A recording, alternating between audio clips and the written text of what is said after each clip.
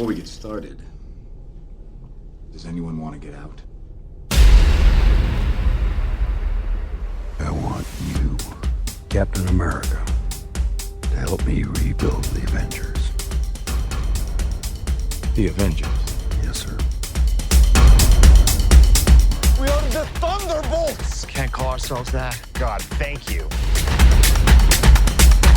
When I became president, first thing I asked was about the secrets. Aliens.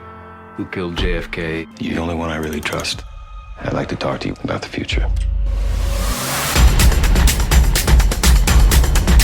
Welcome back to another episode of Movie Punditry, folks. I'm Rand, joined by Mr. Mike. How you doing, Mike? Mike is, as usual, Mike is getting by. Same for me. I'm upset. Like, this. Just gonna jump right into it. This Vanity Fair article has made me very upset. Okay. Did you read the entire thing?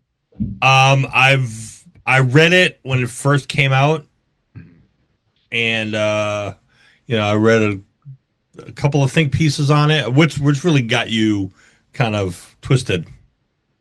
The reboot reset thing. Gotcha. Completely really pissed me off. Because I felt like not waste is the word. I guess I would say, what was the point of the investment, right? You have established that there's going to be this ongoing continuity. And what I believed was we were going to get, you're going to move on from heroes. You're going to move on to different heroes. You're going to build up heroes because you've shown you can do it. We've said this many times. Captain America, Iron Man, they were like important Marvel characters, but they weren't the characters. Spider-Man, X-Men, those were your guys. And you turn these other two characters, and not just them, but those two guys, into the stars, into the main focus. You took a character like Captain America, who I think a lot of people looked at, I would say in a similar vein as Superman, is boring. And I never felt that way, but I can understand why some people felt that way. And you made him, what, 1A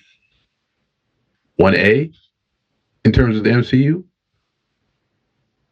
And now you're telling me we're eventually going to recast these characters, reset timelines, and then try to, say, well, you see it with other superhero characters and other franchises. Yes, you do. But they did not set the precedent that these characters are like Batman. I remember, every couple summers, you get excited. Okay, who's going to be the next Batman? And then, Entertainment Magazine would have a big feature okay, George Clooney is the next Batman, or Val Kilmer is the next Batman. And that was cool. With this, there was nothing cool about George Clooney being Batman. Remember, at the time, I'm 10. So to me, this is amazing. This is cool. I don't have the mind I do now to critique these things. So me saying, okay, somebody else is going to put on the cowl, that's cool to me. With Marvel, I felt like it was established that, hey, certain characters are dead and gone, Black Widow, and then other characters will have the mantle passed down. Sam got the shield, and I was fully expecting that, okay, this guy will hold this shield for a couple years, and it'll go to somebody else. And I thought that was going to be a cool thing. I think that differentiated Marvel from, DC or something else. Not to say that these characters would never, ever come back, but you just killed them off. This wasn't that long ago. And now it smells to me like, oh, things aren't doing as well. So we have to bring these characters back. And it's no, make better movies. Because as much as I like Brave New World, there's a bit of like there's homerism going on for me. It's a black Captain America. So whereas I probably would have given that movie a C if it was Steve Rogers, I might give it a B minus because it's Sam Wilson. Like if we're comparing, and I did say this in my review when we recorded, this thing is pretty much Winter Soldier. The espionage, the thriller, and I get that they tried to fit Cap into that vein because Winter Soldier works so well. It doesn't mean it has to be the same for every Captain America. And it to me, this feels like an overreaction because of, some of these films haven't done as well. And thinking of, oh, well, if we bring these characters back, it'll work. No, you need to make better movies. For as much as they love Iron Man, folks weren't, in love with Iron Man 2. I'm the only person I know that actually liked Iron Man 3 upon first watch. It grew on you. Where Iron Man was good in these like supporting roles, he wasn't given great stuff to work with in those 2 solo outings. Look at the failures of Thor, the last film. I don't see how recasting these characters is going to fix their problems the way it seems like they think that it's going to do. So yeah, I think we have to remember that like this doesn't exist in a vacuum, right? And if you look at them coming out of the gate and getting back, because don't forget Marvel Studios they almost went through bankruptcy. They were giving away all of their characters. It was kind of a mess through like the late 90s, early 2000s.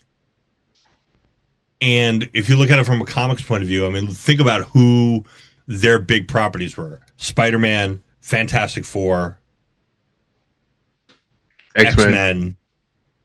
Marvel didn't control any of those.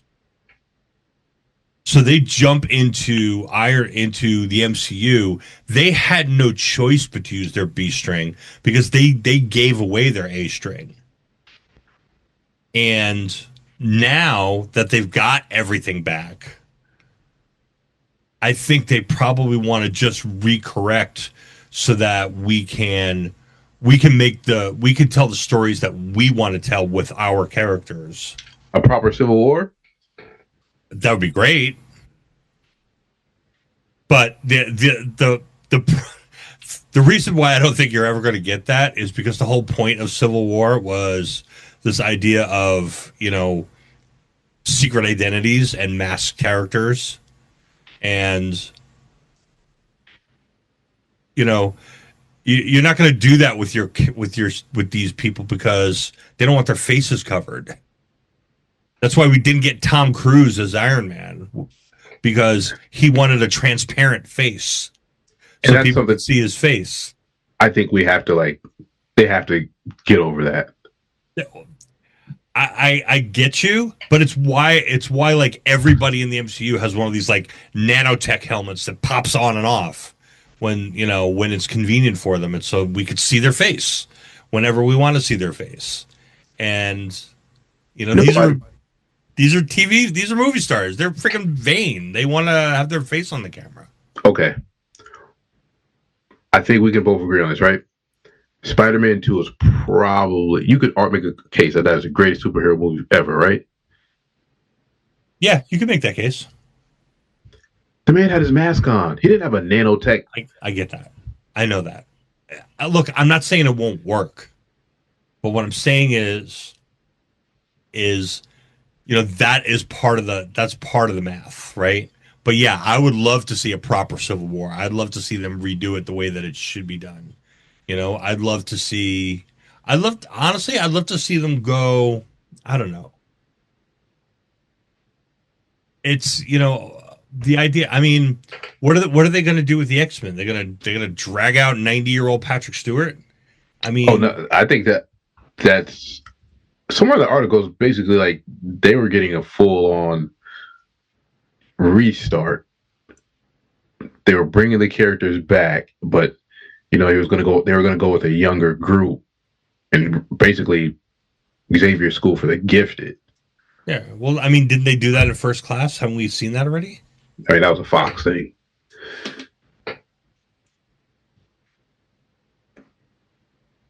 With that, my issue with that is I'm kind of tired of seeing like a 19 and 18-year-old Cyclops in Jean Grey.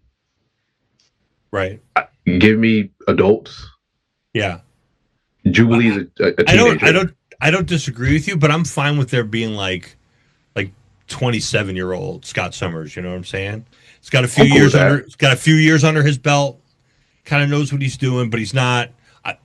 And you know, I love James Marsden, but he's not 50-year-old James Marsden. You know what I'm saying? It's like with the de-aging technology they got now. Oh man, I'll take James Marsden for the next 10 years as Cyclops.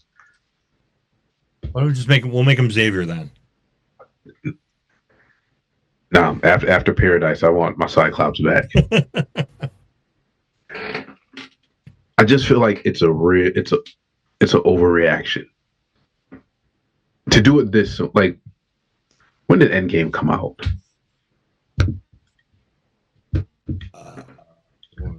Was that 2018? 17? 2019.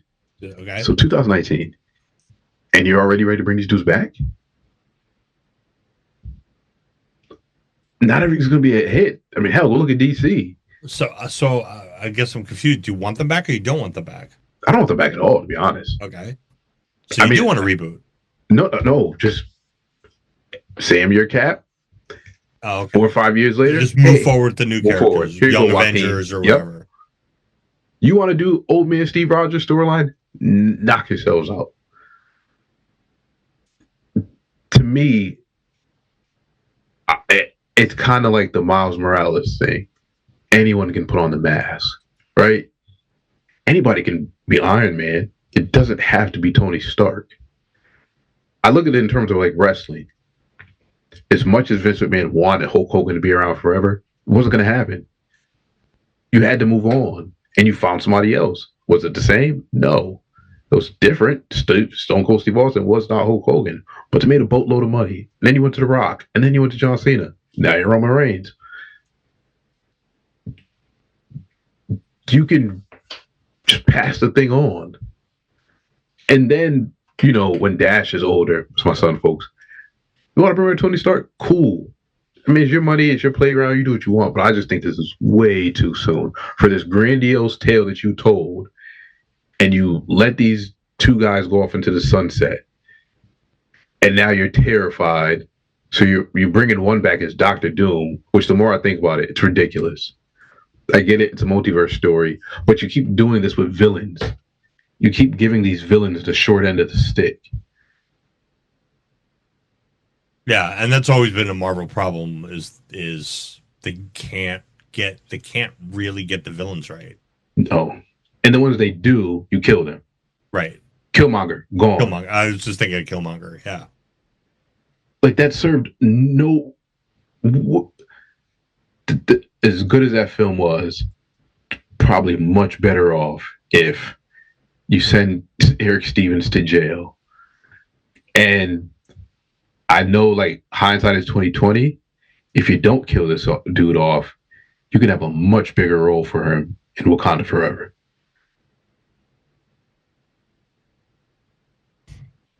Yeah. Like, I'm trying to think who else was a great villain. It was just like, did this really need to happen?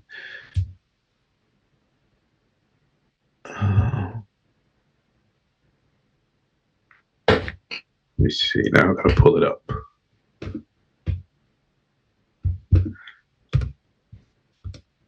I mean, I think they did Zemo wrong. I think Zemo could have been a lot better. Great actor too. Amazing actor, and my problem with the end of Civil War is they wasted him with that. They had the perfect moment with him of when Ross is like, how does it feel to have, how your plan failed so spectacularly? And he's like, did it. They leave it there, and that's great. And then, they waste him in Falcon and Winter Soldier. They turn him into a joke. And then you don't bring him back for Thunderbolts. And then you don't bring him back for Thunderbolts. Like, why would you not? I mean, he's still out there, so it's, that's another one like Killmonger that I think you hired this A+ actor, you put him in a good meaty role, and then you waste him. I just crossed over a movie and I had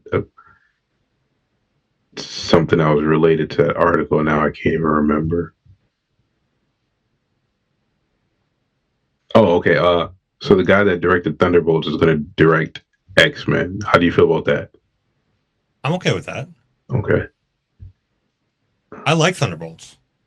I still haven't seen it yet. And I think it struck the right balance between, normal Marvel stuff, the punch kick stuff, and comedy, but also like it hits some really deep emotional cores, especially in that third act. And I think he struck a really good balance with it. And I think he got really good performances out of his actors. What I find annoying is that they've already come out and said, like, I don't know if it was in the Vanity Fair article or it was in a subsequent interview where he's like, basically like, yeah, so like we peppered in these other characters that we teased and we're probably not going to use any of them for anything. Yeah, I saw that. Like Clea or Eros, it's like, yeah, no, we did this big stunt casting on these characters, but we're probably not going to use that. Like, I'd love to see Clea and Stephen Strange gallivanting around the multiverse. Trying to close up incursions. Yeah. Do you believe him when he said they were already planning on pivoting from Kang? Yes. I don't. I just feel like they're more concerned with like not making mistakes. Like just because I think he said that they were considering pivoting before Quantum Mania had even released, right? Yeah. No. Oh, so it was I don't think so. I think it was after that. They hired their own director. That's their problem.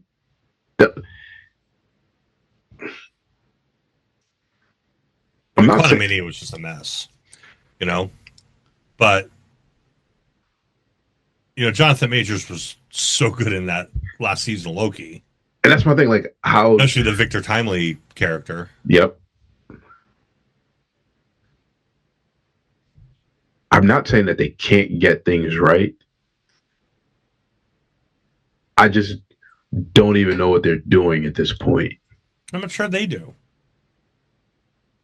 I think they're trying stuff, and you got to remember Disney's had some shakeups and they've had some move arounds, and they pivoted. Streaming's not working the way for them, so now they're going to invest more in movies, and movies become a more important part of what they're doing. And I think they're being more careful with it. And I think that there are suits at Disney that are like, well, we need to go with known properties. Nobody knows who Clea is. Nobody knows who the Young Avengers are. But they know who the X-Men are, and they know who Fantastic Four are, and they know who Tony Stark is. I saw this interesting theory that someone had. I don't know if I completely subscribe to it, but I thought it was kind of cool to just kind of think about, was that in Infinity War, when Strange told Tony that there was only one way, that it wasn't that there was only one way to defeat Thanos. It was that there was only one way to defeat Thanos where Tony died, and that it was important that Tony died. Because Strange knew, because we saw in like the other visions and stuff, we saw like Thanos dead in other ways. So there was other futures where Thanos died. but Strange knew that Tony, if he had lived, would, and now he could time travel. Oh yeah, try to fix the multiverse, and that would cause a bigger disruption. So they had to let Tony rest. and then if you think about it, who's the one guy that you absolutely know you can trust to fix it and make things right?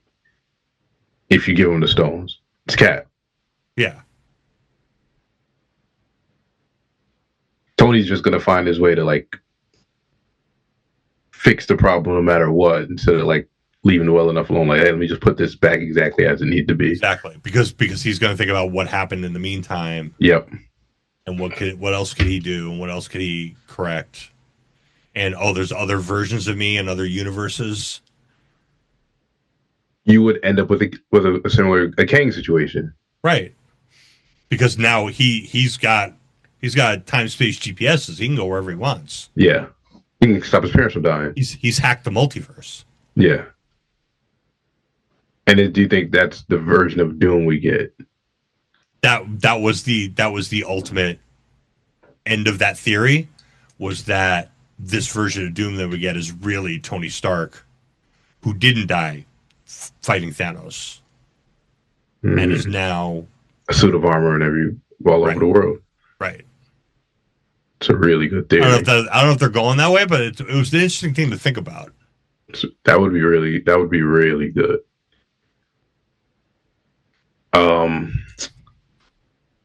Dang, I had something else. I just keep thinking of things I said. Oh, the Blade thing. We didn't want to just dress Mahershala up in leather outfits and have him killing vampires. Isn't that the point? Isn't the whole point of Blade like, I'm just killing vampires?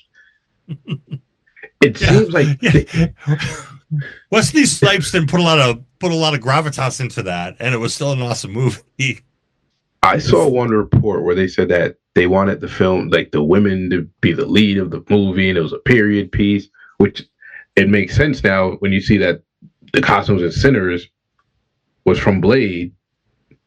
Did you see that? No.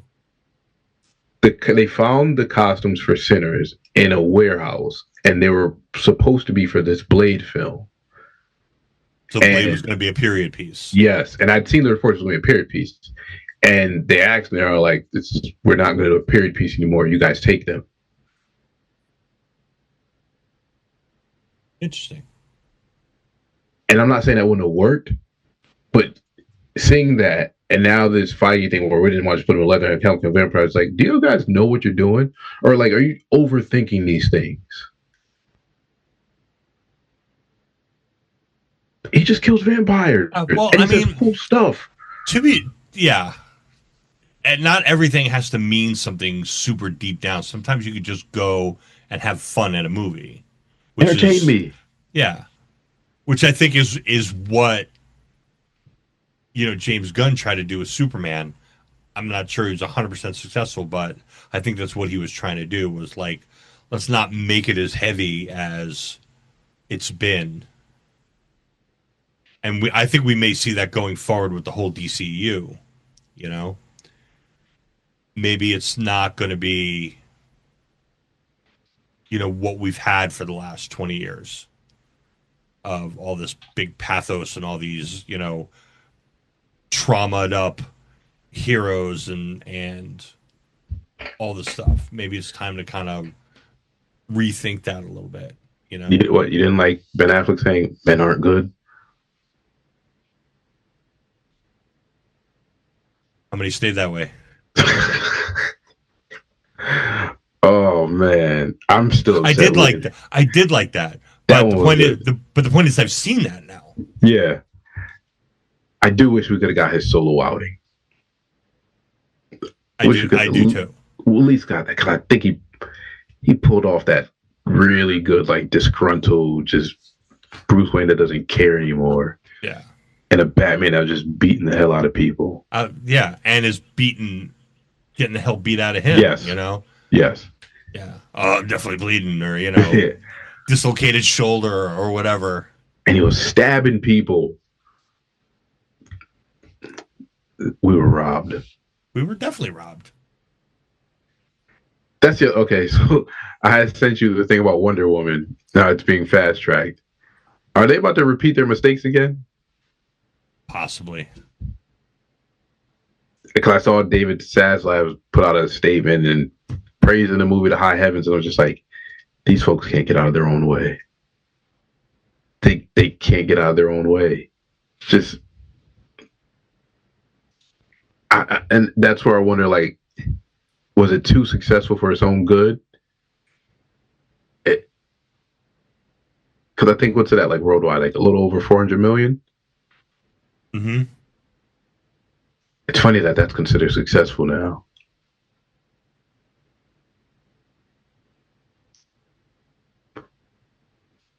So yeah, let's get on that in a non-spoilery way. What were your issues with Superman? The biggest issues that I had with the movie were tone. I don't know that it was. I don't know what it was trying to be. I think I understand where he was going with it.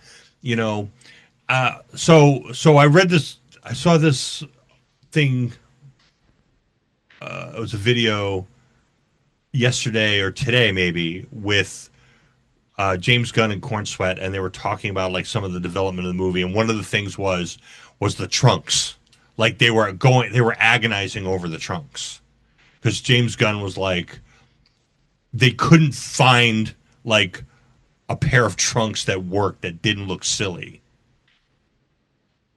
And, you know, I mean, famously, you know, Henry Cavill doesn't have trunks.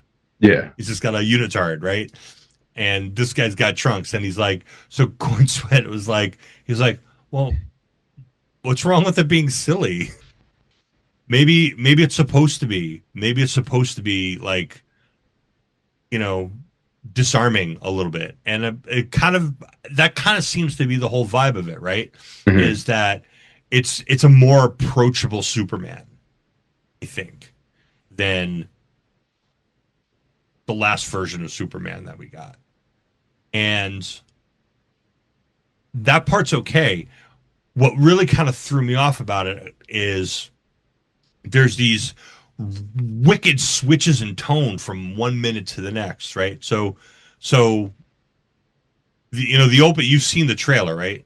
And did you watch that, like that extended 5 minute opening? No, I didn't see it. All right. Well, I don't want to give too much away, but the first 4 or 5 minutes of the movie is really serious. And then all of a sudden they just switch like to a joke about crypto messing up the Fortress of Solitude. And it's like, what? Wait, what? Like 30 seconds ago you were screaming in agony and now you're yelling at the dog?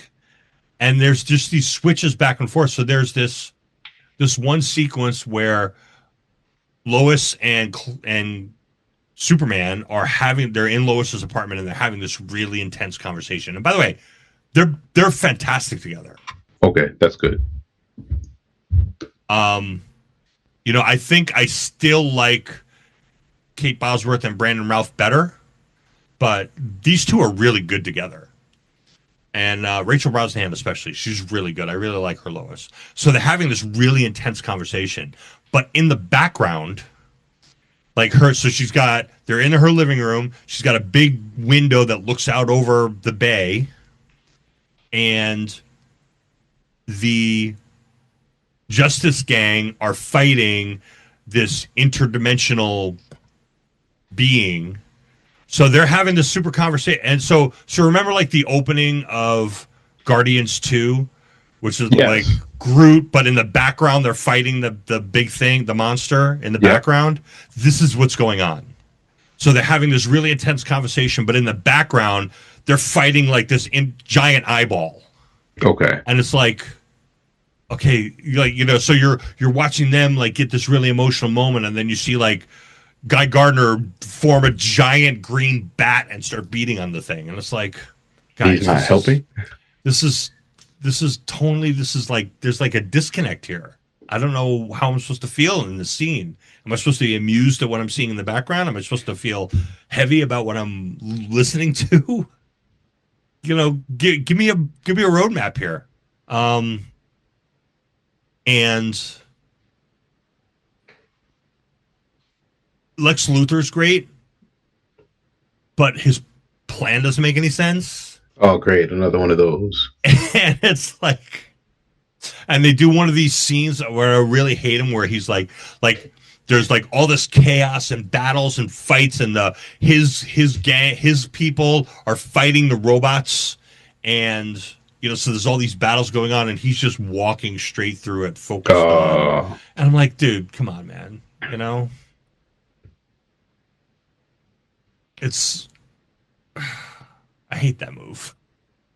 And so it's like there's all these kind of things, and I was thinking about it. I think I texted you. I'm like, maybe I just don't like James Gunn movies, because if I think of like I've never seen Slither. I love Guardians 1.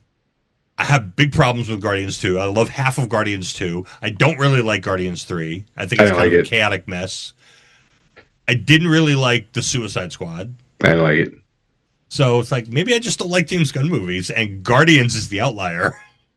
I didn't watch Peacemaker. I like Guardians 2, but I think that's it. Yeah. I don't know, man. I will say this about James Gunn. He's still got a great eye for casting. His cameo game is super on point. And they've got a real eye for detail. Like this, remember I said before that, I heard that this is like really for the fans. This is really for the fans. Like there are so many cuts. There are so many deep cuts that they don't call attention to. And I like that. It's just, here's this thing. And if you know what it is, cool. If you don't know what it is, cool. You're never going to see it. You're never going to see the fact that the exterior for the Justice Hall is the Cincinnati train station, which is what they used in Super Friends. Right? You're never going to catch the fact that Lois Lane's car has Delaware plates on it. Oh, that's cool. Right? So it's like, and for those of you who don't know what I'm talking about, traditionally in the comics, Metropolis was in Delaware, across the bay from Gotham City, which was in New Jersey. So there's little things like that, like the robots, like the way the robots looked, the way the robots acted, so that kind of stuff. Apparently Supergirl is a drunk party queen. I'm not a fan of that. I don't know how that's going to work. And this is who's writing Wonder Woman? I don't know. Oh, that's going to be a problem. We'll see. Were there any callbacks to like other Superman movies? Not really. I mean, the Fortress of Solitude is very much looks like the one from like the Richard Donner movies. Mm-hmm. Other than the fact that it like retracts, I guess. Okay. You know what my thing is? It's in Antarctica, but it like goes down into the ground. Well, I don't like that Lex Luthor finds his way into the Fortress of Solitude so easily. I mean, just think about other movies, other Superman movies. Just not a fan of that. Like you've got this. They do kind of explain it at the end of the movie. Okay, I might need to find this somewhere because I don't know if I want to make it to the theaters anytime soon. And I just said that because I watched Superman Returns the other day, which is, I never had an issue with that film at all, and then rewatched it. I'm like, this is phenomenal. It's good. Yeah, I just did a rewatch episode on it, and it was way better than I remembered, and I really enjoyed watching it. Needed a bit more action, but a little bit. It's very cerebral. Yes, it's very character driven. Yep, it's very much about the characters, but the characters are great. And I like that it's interesting because it's clearly like let me stop. I I don't know if you'd call it a direct sequel to those Donner films, but it's playing off like you know what happened in some of those films. Yeah, it's kind of, if anything, it's a sequel to the Richard Donner cut of Superman 2 Okay. in a way. Um, Because the music is there. Um, they replay. yeah, Who played I the mean, dad?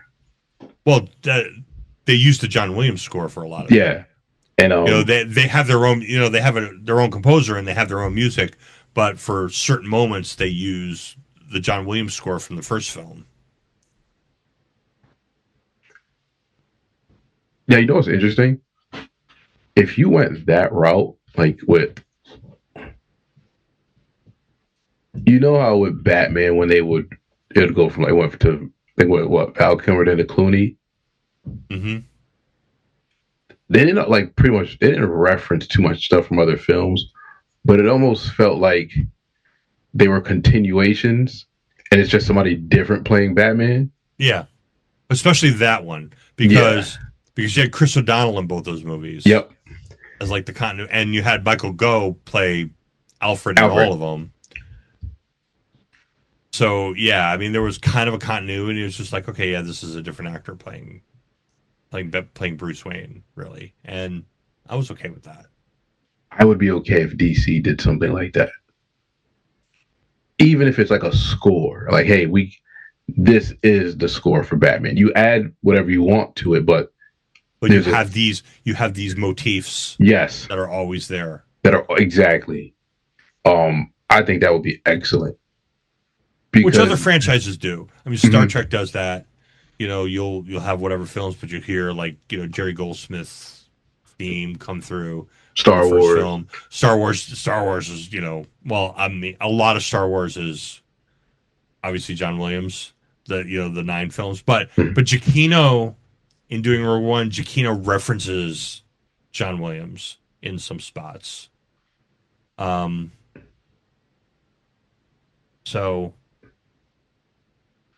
yeah, I think in this film, there's some references to it, but yeah, Superman Returns there was a lot of references to the original score. I think that should be something these superhero franchises try to keep.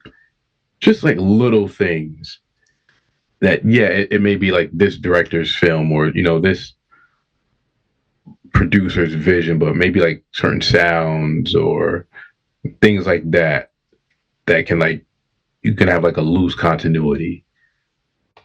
All right, I don't know if we've solved all the DC and Marvel problems, but they should be listening to us. They should, because we'd have it fixed for the most part.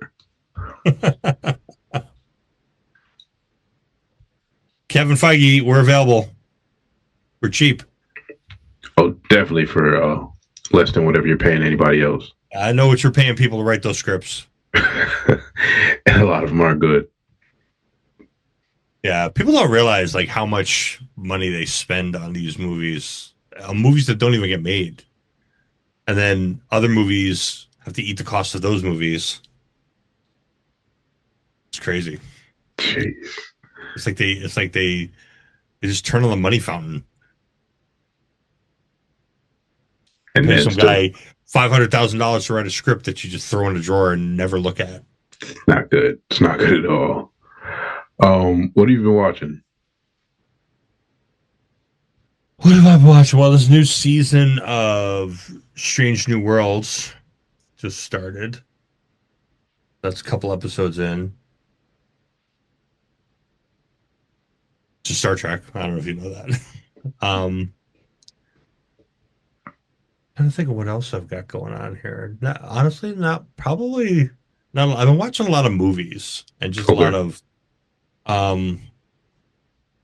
mean, both old and new movies. Let me look at my Letterboxd here and see if I can anything that kind of jumps off the page at me, because I can track my stuff that I watch. I think we talked about Heads of State, right? Old Guard 2, I watched that. Did you watch it? Have you ever seen that? Have you ever seen the Old Guard? I started it, and that thing turned into background noise. Really? Yeah. I thought the first one was pretty good. Yeah, I did like the first one a lot. And this one, I just couldn't get into it. It's a slow burn. It takes a little while to get going. It's almost as if they think that everybody will forget everything, so they have to like kind of reacquaint you with all the characters, and it just instead of just kind of jumping into the story. But once Quinn comes back, then the ball really starts to get rolling. Okay. I think it's worth. I don't know. I think it's worth a watch. I'll give it. I'll restart it.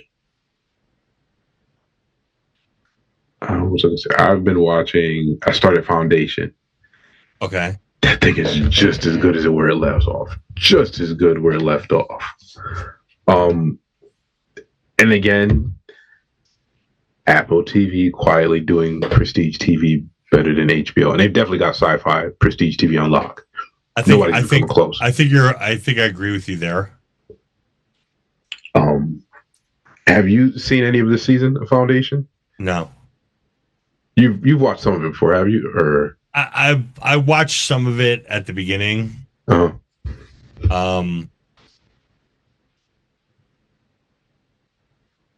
So we don't have a regular Apple TV subscription, so it's like I go on for like if there's All Mankind, I'll go on and like do a month kind of thing, Yep. and then try to binge everything that I can, or like if my daughters are here because they have it, they'll we'll watch it with their stuff, or if I go up there, I'll watch some stuff. But it's one of those things I really gotta get on because they seem to be just having hit after hit after hit, I got it. I think I got a couple like 3-month trials around. I gotta send you one.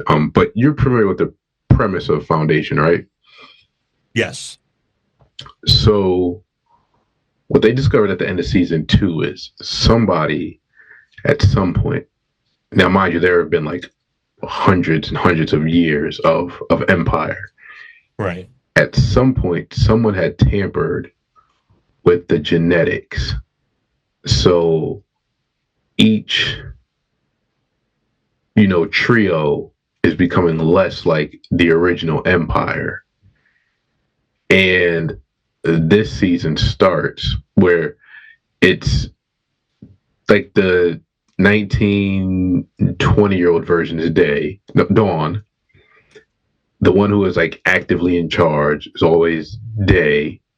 And he's probably like 37, 38, maybe 40. Right. And then the eldest is Dusk. And so with the genetics being now altered and each generation slightly off, the current Day has just rejected the throne. He's essentially, what's the guy from that? Day he's Sleep Haste, right? Yes. The guy like Ronan the Accuser and yes, Lord of the Rings. Yeah, he is basically the dude from The Big Lebowski. Now, the dude. That's who he's become. From Big Lebowski, he just wants his hair is growing out, has a beard, just wants to lay at the palace all day, eat grapes. And what they would do is they'd be given women, but after they, did what they did with them, their memories of the encounter would be erased in case that whoever, like any one of the emperors had, said state secrets because they were drunk. Right. He's actually fallen in love with one of them. He's forbidden them from erasing her memory. And he is like bringing back animals from extinction and just going out, hanging out with the military guys, playing, poker, not taking any responsibility for his duties. Okay. And the current Dusk, the oldest one, and then they never had to shown you this, but because you'd always assume that Dusk just gets to die off. No, he's vaporized. once he hits a certain age. And now that they're not genetically like their originals, they're starting to have, wants and desires outside of what their duties are. So the current Dusk is trying to find a way to stay alive, to not be murdered. All while there's this like Jean Grey ability character called the Mule, who's amassing power in the galaxy. So it puts, the Empire in a position of, because they're spread too thin. It's pretty much like Star Wars. They're at a point where the Empire is spread too thin. Their version of the rebellion is almost at equal strength to them, but they maintain a tense diplomacy. And now you have this third character who's amassing power because he's a telekinesis and he can bend people to his will. Right. So it's only 2 episodes in, but it's really, really good. Then there's another show they have called Smoke. I think we talked about it with Journey Smollett and Joel. Right, yeah. That's gotten really good too. John Leguizamo just appeared in the show. He plays like an old drunk detective who lost his job. So yeah, Apple TV is definitely killing it right now. And I didn't finish Murderbot. I got to go back and finish that. But yeah, definitely, folks, if you don't have an Apple TV subscription, I think find one of your streaming services that you can cancel, because I'm pretty sure there's one of them you can cancel, and just check out what they have to offer. It's really good. Anything else? You been playing anything? Watching? Reading? Well, I've just been, like I said, I've just been watching movies. Like I watched both of the pre-existing Fantastic Four movies. 2005 is passable, not great. I did a rewatch episode on that. 2015 is unwatchable. That's the Michael B. Jordan one? Yeah, I cannot believe with that cast, Miles Teller, Michael B. Jordan, Kate Mara, Jamie Bell. How do you make a bad movie with those people? Was that the one that started off good and then it just went to hell? It started off interesting. It looked like they were kind of doing like a cool take on it, but then it just kind of it just went way off the rails. Like the actor they cast, I can't even remember his name. The actor they cast to do Victor was not the right guy for the role. Oh no, he was bad.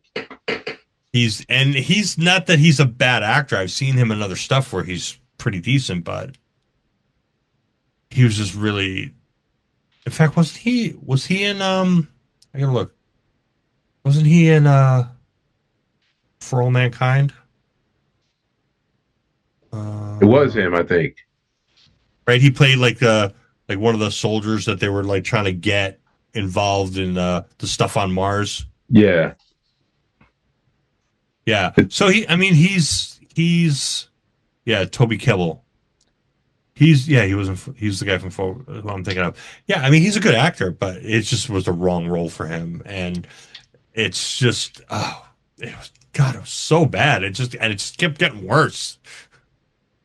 And of course it's like sky beams and like the whole story doesn't even make sense. Like at least, Julian McMahon's portrayal of it in the 2005 movie, at least you understand what he's going for and why he's doing the things that he's doing. What was the Doom's motivation in the 2015 one? He had gotten they had, instead of being in a space storm, they had built they were trying to build like a transporter.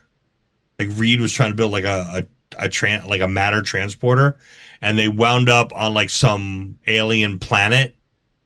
And then like there was like this, then the storm happened on this planet and then they all kind of got stuck there. And Victor wound up stuck there. Like he didn't get out.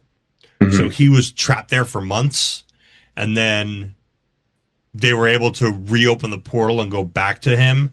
But then he just wanted like to his, one of these things where it's like, oh, we're going to turn your planet into my planet. Kind of, yes. That makes no sense. Yeah, it was just, yeah, it wasn't good. And then they have this thing, like working for the military. The thing, right? When the thing came back, he was like a super soldier for the military. Yeah, that sounds fantastic. Which doesn't fit Ben Grimm at all. No, working man Ben Grimm, now a secret agent in the jungles. Like I was watching the 2005, and I'm like just listening to Michael Chiklis do the New York accent, and it was just so funny, but it was so good. It's like, he's talking about Johnny. He's like, he crashed it, a flight simulator. Oh man, I was not a fan of the second one. What was it, Rise of the Silver Surfer? See, I think that's a better one than the first one. I'm gonna have to rewatch it. I haven't watched it in a while, but my recollection of it was that was actually a better movie. So we shall see. Wasn't as bad as 2015. Are you gonna go this week to see it? I want to. My wife came to the realization yesterday that we haven't seen Mission Impossible yet. So that may be my weekend movie. If I could even find it, it's hardly playing anymore. Oh yeah. So we may do that this weekend, and then maybe do AMC half price day on Tuesday or Wednesday, and see Fantastic Four, because I definitely want to see it by next week. I'm hearing. I mean, you and I, we're hearing the same things about it. It's okay. It's not awful. It's not great. It's good, not great. Maybe it misses the mark a little bit. How about they just take a year off? Just take a year off. Yeah. When's Doomsday come out? I think it got pushed back. I think it's now December 2026. Just release Daredevil season 2. You already got Wonder Man finished. And don't do any movies for a year. Work on them, screen them. So this is the last movie this year, though, right? Yeah, it is. Because Doomsday, yeah. I mean, this is the last movie. You're getting your wish, right? No. In whatever you have that's going on now, finish it. If you need to reshoot and all that stuff, don't give me anything till 2027. Well, let us miss this thing. What I'm saying is I think the next, unless they do something with Spider-Man, because there's a Spider-Man movie that I think that's shooting now. Right. So maybe that comes out next year, but Doomsday doesn't come out until the end of next year.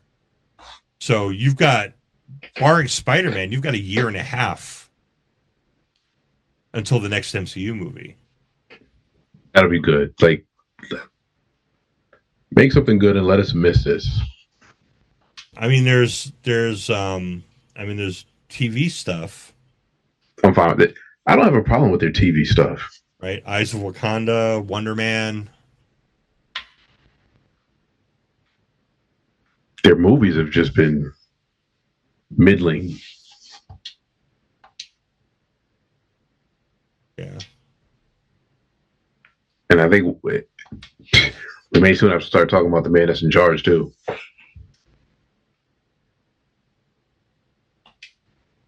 Yeah. Yeah, maybe it's time for a new vision. Might need a fresh set of eyes. Well, if they bump him up, if they move him, I don't know if they're going to move him, because I think Kathleen Kennedy is retiring. Someone from within Lucasfilm is supposedly taking over there. I don't know if they're going to move Kevin Feige into some kind of global head of filmmaking or something. Maybe pull him out of Marvel and give him more responsibility, and then let some new storyteller happen. But this, like, we started off the top, like this reboot thing almost sounds like a desperation kind of thing. Like, we're out of ideas, so sounds very comic booky. I think in theory a reboot can work, but I don't know that I trust them to do it at this point. It just feels like when sales are low in comic book, we get this event that changes everything in the DC or Marvel universe, and right. We get these weird resets. The fans complain, and then they go back to status quo. Everybody complains that there's 7 Batman books, but they never get rid of any of them. Yeah. And then when they try to get one, they just consolidate into one book. No, we'll just go back to 7. I don't know. I don't know. I don't know either. Well, anything else before we get out of here? No, I think we're probably good. It's nice chatting with you as always. Folks, likewise. Wash your hands, wash your butts. Cootie is floating around again. The funk's always around. All right, peace. Check out our YouTube channel. If things don't work out with James Gunn, just hire us. We'll do it for work. a 10th of David Dasso's salary. A 10th. Seriously. Think of all the money you save that you could put into quality movies. And we won't need to use AI. Just saying, DC. I'm just saying Warner Brothers. No, it's not Warner Brothers anymore, right? DC? It's still Warner. Oh, okay. All right, folks. Thank you for joining us today, and we will be back soon with a proper Superman review. And I think Mike might be the only one to give you a Fantastic Four review, because getting me out the house to see Superman is one thing. I don't know if I can see Fantastic Four. Let's do a double feature.